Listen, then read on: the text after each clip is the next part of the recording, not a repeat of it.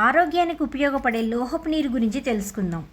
రాగి ధాతువు నీరు 60 గ్రాముల రాగి ఫలకంను లేక రాగి తీగను లేదా 6 నుండి 8 రాగి నాణెములను 4 గ్లాసుల నీటిలో వేసి మరిగించాలి. ఆ నీరు త్రాగుట వలన రక్తపోటు, బీపీ, కీళ్ల నొప్పులు, పోలియో, కుష్టు వ్యాధి మరియు ఉద్రేకపడే వారికి బాగా పనిచేస్తుంది.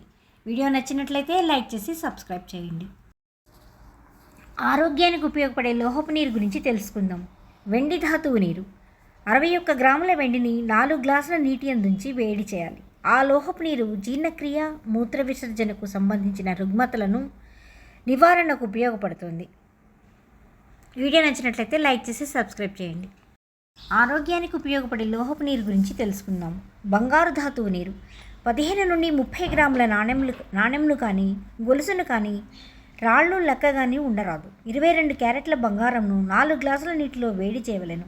ఆ నీరు శ్వాస వ్యవస్థ, ఊపిరితిత్తులు, గుండె, మెదడుకు సంబంధించిన రుగ్మతలు తగ్గటానికి టానిక్ లాగా పనిచేయను. వీడియో నచ్చినట్టయితే లైక్ చేసి సబ్స్క్రైబ్ చేయండి.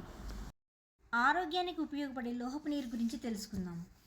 ఇనుప ధాతువు 60 గ్రాముల తుప్పు పట్టని ఇనుప ముక్కను 4 గ్లాసుల నీటి అందు వేడి చేసి ఆ నీటిని తాగవలెను.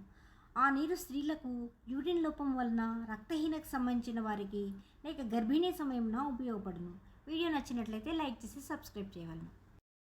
ఆరోగ్యానికి ఉపయోగపడే లోహపు నీరు గురించి తెలుసుకుందాం. అన్ని లోహముల నీరు రాగి, వెండి, బంగారము, ఇనుములను ఒక చోట చేర్చి కలిపి నీటిని తయారు చేయవచ్చును. అన్ని లోహములు పూర్తి శుభ్రంగా ఉండవలను. 8 గ్లాసుల నీటిలో లోహంలో వేసి 4 గ్లాసులు వచ్చే వరకు మరిగించి ఆ నీటిని వడపోసి ఉదయాన్నే ఖాళీ కడుపుతో రోజు 1 గ్లాసు చొప్పున తాగినచో అద్భుతమైన మార్పు కలుగుతుంది. అయితే ఈ సందర్భంలో పులుపు మాత్రం వాడరాదు. ఆ నీరు అన్ని రకముల రుగ్మతలకు టానిక్లా ఉపయోగపడుతుంది. వీడియో నచ్చినట్లయితే లైక్ చేసి సబ్స్క్రైబ్ చేయండి.